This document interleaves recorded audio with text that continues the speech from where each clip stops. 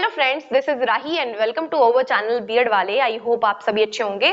30 days की series की ये 5th वीडियो है। इससे पहले मैंने 4 वीडियोस ऑलरेडी क्रिएट की हुई हैं। अगर आपने उन वीडियोस को नहीं देखा है तो आप जाके देख सकते हैं। ये जो टॉपिक आज हम डिस्कस करने वाले हैं ये सिर्फ समझना ही नहीं है, बल्कि अगर आप देखें कॉम्पिटिटिव एग्जाम्स जितने भी आप देते हैं, इस टॉपिक से बहुत सारे क्वेश्चंस आपको देखने के लिए मिलेंगे। तो आप ध्यान से समझिएगा, ये टॉपिक जो है वो सच में इंपॉर्टेंट है। और अगर आपको लगता है कि बीएड से रिलेटेड आपको कोई भी टॉपिक, किसी भी चीज में कंफ्यूजन हो रही है, तो आप लोग कमेंट सेक्शन में मुझसे पूछ सकते हैं। ठीक है, तो आज का टॉपिक क्या है? माइक्रो टीचिंग है। देखिए, माइक्रो टीचिंग आप समझ सकते हैं, टीचिंग यानी शिक्षण जो होता है उसका छोटा रूप, एक प्रक्रिया है, एक प्रोसेस है जिसमें छात्र अध्यापकों को में क्या होता है, कौशलों का विकास किया जाता है। मतलब आपके अंदर स्किल को डेवलप करने के लिए माइक्रो टीचिंग की आवश्यकता होती है, क्योंकि टीचिंग एक बहुत बड़ा प्रोसेस है, बहुत बड़ी प्रक्रिया है। तो अचानक से अगर आपको क्लासरूम में ले जाके पढ़वाने लगेंगे तो शायद आप उतनी अच्छी परफॉर्मेंस ना दे पाए। इसीलिए क्या रहता है, बीएड में ये चीज भी इंक्लूड की गई है कि माइक्रो टीचिंग। ठीक है, तो माइक्रो टीचिंग में क्या होता है, जैसे कि अगर आप शिक्षण करने जाते हैं तो आपको असल क्लासरूम दिया जाता है। भाई इंटर्नशिप में हम लोगों ने इससे पहले वाली वीडियो में डिस्कस किया था कि जब आप इंटर्नशिप पे जाते हैं, आप पढ़ाने जाते हैं, तो क्या होता है, आपको असल कक्षाएं दी जाती हैं जिसमें असली के विद्यार्थी बैठे होते हैं और आपको पढ़ाना होता है शिक्षक की बातें। लेकिन क्या रहता है, माइक्रो टीचिंग में यह रहता है कि आपको असल क्लासरूम नहीं दिया जाता है, आपको अपने ही सहपाठियों के साथ में अभ्यास करवाया जाता है। मतलब क्लासेस को छोटा कर दिया गया, आपको असल कक्षाओं में जाने से पहले थोड़ा अभ्यास करवाया जाता है अपने ही मित्रगणों के साथ में, अपने ही सहपाठियों के साथ में, कि भाई ग्रुप्स डिवाइड कर दिए जाते हैं हमें बीएड में ही। मतलब जो भी आपकी बीएड की क्लासेस चल रही हैं उसी में जो आपके दोस्त हैं उन्हीं का ग्रुप क्या है, डिवाइड कर दिया जाएगा। आपको अपने ही सहपाठियों को पढ़ाना होता है। एक बार में एक कौशल का विकास किया जाता है, किसमें? माइक्रो टीचिंग में। जैसे कि भाई प्रस्तावना कौशल है, तो प्रस्तावना कौशल में आपको 7 मिनट की एक प्लानिंग बनानी होती है। ठीक है, 7 मिनट की होती है माइक्रो टीचिंग, या 5 से 10 मिनट की होती है। आपको एक कौशल पे काम करना होता है माइक्रो टीचिंग में। जैसे कि आप क्वेश्चन कैसे पुट करेंगे बच्चों से, वो बस एक बार में यही सीखना होता है कि आप क्वेश्चन कैसे करेंगे। दूसरी बार में आपको ये देखना होता है कि आप बच्चों को पुनर्वलन कैसे देंगे। तीसरी बार में आप ये सीखेंगे कि आप खोजपूर्ण प्रश्न कैसे करेंगे। तो अलग अलग स्किल एक एक बार में सिखाई जाती है माइक्रो टीचिंग में। और फीडबैक भी आपके सहपाठी ही देंगे, वही लोग आपसे क्वेश्चनिंग करेंगे, है ना। वो सारी चीजें माइक्रो टीचिंग के अंतर्गत आती हैं। और जो भी बच्चा बीएड में होता है तो हम उसको ना तो छात्र कहते हैं ना तो अध्यापक कहते हैं, हम उसको छात्र अध्यापक कह के बुलाते हैं, यानी प्यूपिल टीचर कह के बुलाते हैं। तो जो माइक्रो टीचिंग है वो एक प्रक्रिया है, वो प्रोसेस है, वो टेक्निक है जिसमें छात्र अध्यापकों में कौशलों का विकास किया जाता है, उन्हें अभ्यास करवाया जाता है असल कक्षाओं के लिए, असल जो क्लासेस है उसके लिए रेडी किया जाता है, ताकि जब वो लोग पढ़ाने जाएं असल क्लासरूम में तो वो वहां जो बच्चे बैठ के पढ़ रहे हैं उनको किसी भी तरीके की परेशानी नहीं होनी चाहिए। तो चीजें थोड़ी थोड़ी आई थिंक समझ आ रही होंगी।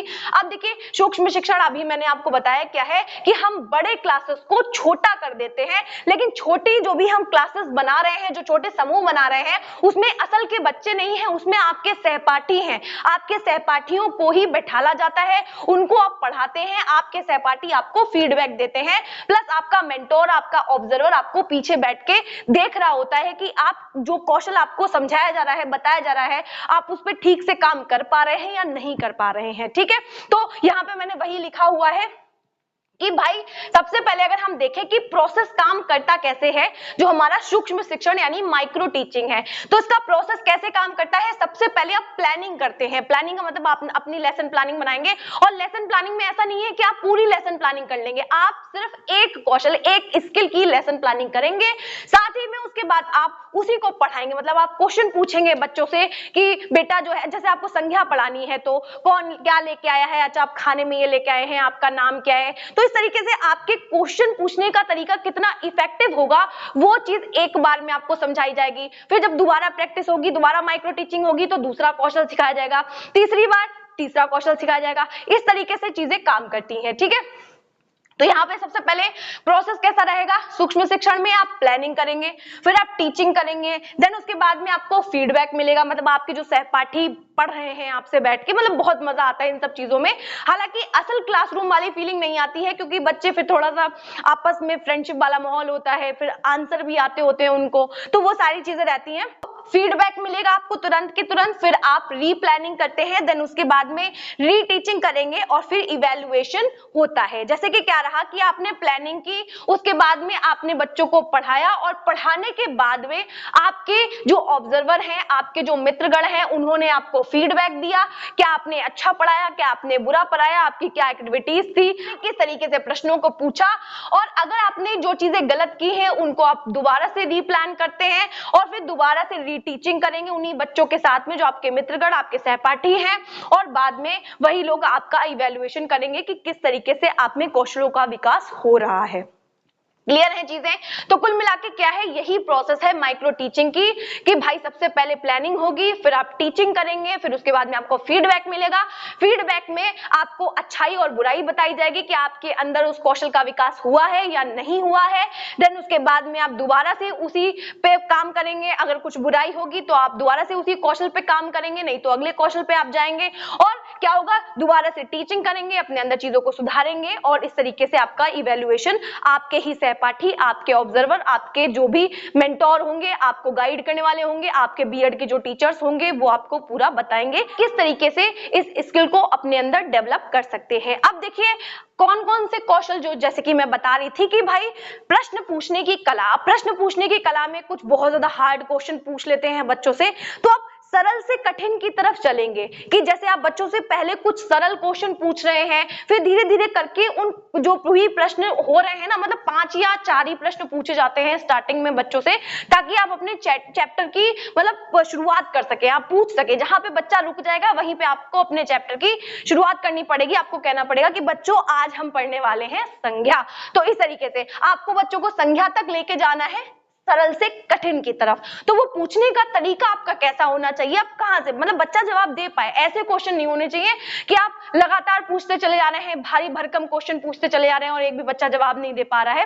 तो इस तरीके से, ठीक है, तो प्रश्न पूछने की कला आपके अंदर डेवलप होती है कहां, माइक्रो टीचिंग में एक एक स्किल डेवलप होती है, ठीक है। एक बार में आप एक ही स्किल पढ़ाते हैं, 7 मिनट का समय होता है माइक्रो टीचिंग में एक स्किल को पढ़ाने के लिए। अब अगला क्या है, समझाने की कला, मतलब आपका एक्सप्लेनेशन किस तरीके का होगा, मतलब एक बार में आप ये समझेंगे, ये जानेंगे कि आप किस तरीके से एक्सप्लेन करेंगे चीजों को, मतलब इंटरेस्टिंग भी होना चाहिए, आपके बोलने का, आपके बताने का तरीका अच्छा होना चाहिए, मतलब ये सब एक एक बार में ही आप सीखते हैं। एक बार में मतलब एक प्लानिंग आप इसलिए बनाएंगे कि आपको आपके अंदर प्रश्न पूछने की कला डेवलप हो पाए, जो भी इंट्रोडक्टरी क्वेश्चंस होते हैं। दूसरा क्या है, आपके अंदर ये चीज डेवलप हो कि आप एक्सप्लेनेशन कितने अच्छे से कर सकते हैं। तीसरे में पुनर्वलन की बेटा भाई शाबाश आपने बहुत अच्छा किया है। कुछ बच्चे क्या होते हैं, मतलब कुछ टीचर्स क्या होते हैं कि वो बार बार शाबाश शाबाश अच्छा अच्छा बोलते रहते हैं। बहुत सारे तरीके होते हैं बच्चे को रीइंफोर्स करने के, चाहे बच्चे से कह सकते हैं कि अरे बेटा बहुत बढ़िया, दूसरा तरीका ये हो सकता है बच्चे की पीठ थपथपा दी, तीसरा तरीका हो सकता है कि बच्चे का नाम दोहरा दिया, चौथा तरीका होता है बच्चे का नाम बोर्ड पे लिख दिया। तो बहुत सारे तरीके होते हैं जो आपको बताए जाते हैं कि आप बच्चे को पुनर्वलन कैसे देंगे। बार बार आप रिपीट नहीं करेंगे, बहुत अच्छा, बहुत बढ़िया, वेरी गुड, शानदार, ये बार बार रिपीट करेंगे तो बच्चों पर इनका प्रभाव खत्म हो जाता है। ये सारी चीजें आपको बताई जाती हैं। उत्तेजना विविधता का मतलब ये है कि आप अपने पढ़ाने के जो भी तरीका है आपका, उसको किन किन टेक्निकों से, कौन कौन से तरीके, कौन कौन से मेथड, एक तरीके से हम कह सकते हैं उसमें कौन कौन सी चीजें इंक्लूड करेंगे। जैसे कि आप चार्ट पेपर लेंगे, आप प्रोजेक्टर लेंगे, तो वो सारी चीजें आप किस तरीके से इंक्लूड करेंगे जिससे कि आपका जो पढ़ाना है वो इंटरेस्टिंग हो, साथ में रोचक भी हो, ठीक है। कुल मिला के अब क्या है, ब्लैक बोर्ड का यूज आप कैसे करेंगे वो भी सिखाया जाता है कि ब्लैक बोर्ड पे आप छोटा छोटा लिख रहे हैं, बड़ा बड़ा लिख रहे हैं, गंदा लिख रहे हैं, कैसा लिख रहे हैं, मतलब पीछे वाले बच्चे को दिख रहा है नहीं दिख रहा है, आगे वाले बच्चे को दिख रहा है नहीं दिख रहा है, किस एंगल में लिख रहे हैं, कैसे लिख रहे हैं, वो क्या है, ब्लैक बोर्ड का उपयोग करना भी आपको माइक्रो टीचिंग में सिखाया जाता है। ब्लैक बोर्ड जो भी हमारा श्यामपट्ट कौशल है वो भी कहां बताया जा रहा है, माइक्रो टीचिंग में। एक बार में एक स्किल को ही डेवलप किया जाता है माइक्रो टीचिंग में। सूक्ष्म शिक्षण है, इसमें हर चीज का आकार छोटा कर दिया गया है, जैसे कि क्लासरूम का साइज छोटा कर दिया गया है, मतलब हम लोग रियल के बच्चों को नहीं पढ़ा रहे हैं, अपने सहपाठियों को पढ़ा रहे हैं, और ज्यादा बच्चे होते तो हमें पढ़ाने में समस्या रहती है, तो हम पहले ही प्रैक्टिस करके जाते हैं सहपाठियों के साथ में, ताकि हमें बड़े क्लासरूम को मैनेज करने में समस्या ना हो, ठीक है। तो समय छोटा हुआ, क्लासरूम का साइज छोटा हुआ, प्लस हमारी जो स्किल है, हम एक एक स्किल पे काम कर पा रहे हैं यहाँ पे, ठीक है। अब क्या है टाइम ड्यूरेशन, तो माइक्रो टीचिंग का जो टाइम ड्यूरेशन होता है वो लगभग 7 मिनट का होता है, कहीं कहीं पे 5 और 10 मिनट का भी रहता है। और यहाँ पे क्या है छोटे समूह बनेंगे, अभी मैंने कहा जो हमारे सहपाठी होते हैं उनको ही हमें पढ़ाना होता है। और एक बार एग्जामिनर ने ये क्वेश्चन पूछ भी लिया था मेरे क्लास के ही किसी बच्चे से कि माइक्रो टीचिंग में हम किसे पढ़ाते हैं, किन बच्चों को पढ़ाते हैं, तो आपको जवाब देना है कि हम अपने ही सहपाठियों के साथ में माइक्रो टीचिंग यानी सूक्ष्म शिक्षण का कार्य करते हैं। ठीक है, अगला देखिए, एक ही समय में एक शिक्षण कौशल जो है वो विकसित होता है, साथ ही में हमें तुरंत के तुरंत गलतियां पता चलती रहती हैं। जैसे अगर हम इंटर्नशिप करने जाते हैं तो बच्चा हमें नहीं बताता, ना ही हमारा मेंटोर हमें पीछे बैठ के बताता है कि तुमने ये गलती की है, वो बस कॉपी पे लिख देता है। लेकिन माइक्रो टीचिंग में आप जब भी कोई भी कौशल सीख रहे हैं, कोई भी स्किल सीख रहे हैं, तभी क्या है आपके सहपाठी आपको बताते हैं कि नहीं ये इस तरीके से नहीं करना है, या आपके जो ऑब्जर्वर है, जो पीछे बैठ के आपके टीचर आपको ऑब्जर्व कर रहे हैं, वो आपको तुरंत बताते हैं कि नहीं ये चीज इस तरीके से नहीं करनी है, तो आपको तुरंत फीडबैक मिलता है, आपको गलती सुधारने का मौका मिलता है माइक्रो टीचिंग में। ठीक है, अब देखिए यहाँ पे जो माइक्रो टीचिंग है उसका लाभ क्या है, हमें बेनिफिट क्या होता है,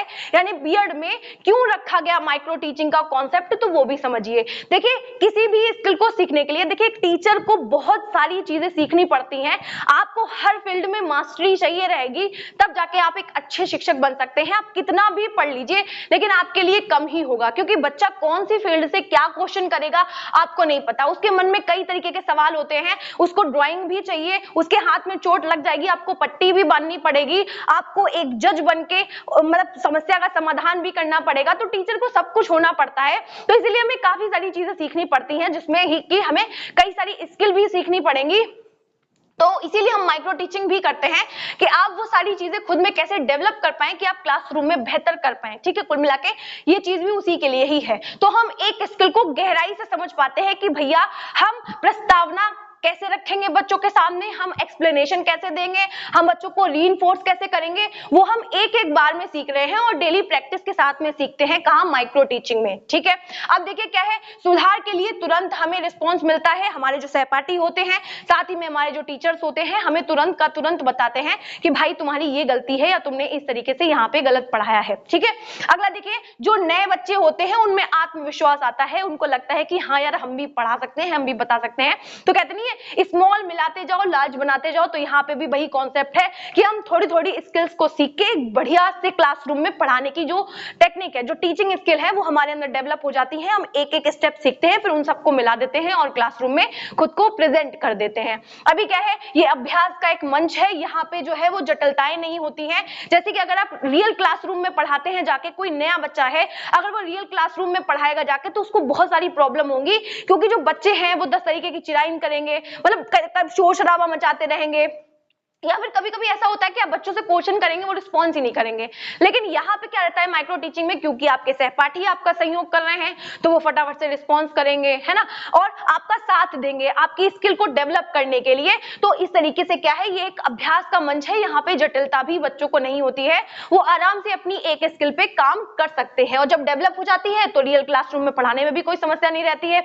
अच्छा, इसके कुछ मतलब नुकसान कह सकते हैं या हम सीमाएं कह सकते हैं, नुकसान तो नहीं है बेसिकली, लेकिन इसकी कुछ सीमाएं हैं, है ना। अब क्या रहता है, यहाँ पे रियल क्लासरूम वाली फीलिंग नहीं आती है, क्योंकि आपके सहपाठी आपके साथ पढ़ रहे हैं बैठ के, तो वो उस तरीके से रिस्पॉन्स कर रहे हैं, है ना, तो आपको लगेगा तो आप बच्चों को पढ़ा रहे हैं, अपने मित्रगणों को पढ़ा रहे हैं। लेकिन क्या रहता है कि रियल क्लासरूम वाली फीलिंग नहीं आती है, वो फीलिंग आपको असल की कक्षाओं में ही आएगी। यहाँ पे टाइम ज्यादा वेस्ट होता है, आधे टाइम तो बच्चे खीखीबाजी करते रहते हैं, है ना, कि आपके जो मित्र होंगे वो मैम ऐसे करेंगे, मतलब बच्चों वाली ही हरकतें करनी होती हैं।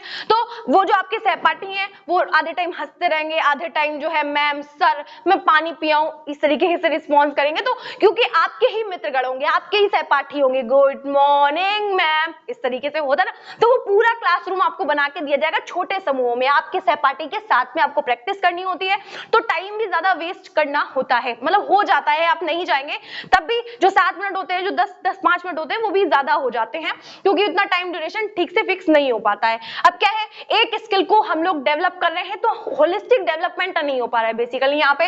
अब क्या है, ऑब्जर्वर जो होता है और सेटअप जो भी है वो आपको चाहिए है, अदरवाइज जो माइक्रो टीचिंग है वो ठीक से नहीं हो पाएगी। मतलब क्या रहता है जैसे अलग अलग विषय के स्टूडेंट होते हैं तो हमें उस हिसाब से हमारे जो टीचर्स होते हैं वो हमें ग्रुप्स में डिवाइड करते हैं, वरना भाई कैसे माइक्रो टीचिंग पॉसिबल हो पाएगी, बच्चा कैसे सीख पाएगा कि हमारे विषय के जो शिक्षक होते हैं या हमारे विषय के जो भी सहपाठी हमारे हैं वो हमारे ही विषय के होने चाहिए, तभी तो उन्हें समझ आ पाएगा कि किस तरीके से क्वेश्चंस पुट करने हैं या किस तरीके से नहीं। तो टीचर्स को बहुत ज्यादा प्रॉब्लम फेस करनी पड़ती है माइक्रो टीचिंग अरेंज करने के लिए, यानी ऑब्जर्वर भी होना चाहिए, मतलब हर एक ग्रुप का मेंटोर होना चाहिए, प्लस सेटअप होना चाहिए, setup in the sense board भी होने चाहिए, मार्कर भी होने चाहिए, जिससे कि बच्चा जो है वो हर एक बच्चा, ग्रुप का हर एक बच्चा आए, मतलब जो भी आपके सहपाठी हैं, जो भी आपके सहपाठियों का ग्रुप है, एक एक बच्चा आए, अपनी अपनी स्किल को पढ़ाए, जाने, देखे और क्वेश्चन पुट करे, अपना अभ्यास करे, तब जाके माइक्रो टीचिंग पूरी हो पाती है। तो कुल मिलाके हम जो क्लासरूम में पढ़ाने जा रहे हैं उसका ही छोटा रूप माइक्रो टीचिंग है, जिसमें आप अपने सहपाठियों को पढ़ाते हैं। आई थिंक माइक्रो टीचिंग का कॉन्सेप्ट आपको समझ आया होगा, इसमें कोई हुआ नहीं है, आपको बहुत ही ज्यादा मजा आता है जब आप एक स्किल सीखते हैं कि आपको क्वेश्चन कैसे पुट करने हैं, आपको पुनर्वलन कैसे देना है, आपको खोजपूर्ण प्रश्न कैसे करने हैं, आपको व्याख्या कैसे करनी है, आपको व्याख्यान कैसे करना है, वो सारी ही चीजें आपको एक एक करके बताई जाती हैं। तो आई थिंक चीजें आपको समझ आई होंगी, लेकिन फिर भी अगर आपको लगता है कि आपके मन में कोई डाउट है माइक्रो टीचिंग को लेकर तो आप लोग कमेंट में पूछ सकते हैं। और अगर आपको वीडियोस अच्छी लग रही हो, आपको लग रहा हो कि आपके लिए ये वीडियोस इंफॉर्मेटिव है, तो लाइक और चैनल को सब्सक्राइब करना मत भूलिएगा, साथ ही में अपने साथियों के साथ भी शेयर कीजिएगा। मिलते हैं इसी तरीके की मोर वीडियोस के लिए, तब तक के लिए जय हिंद।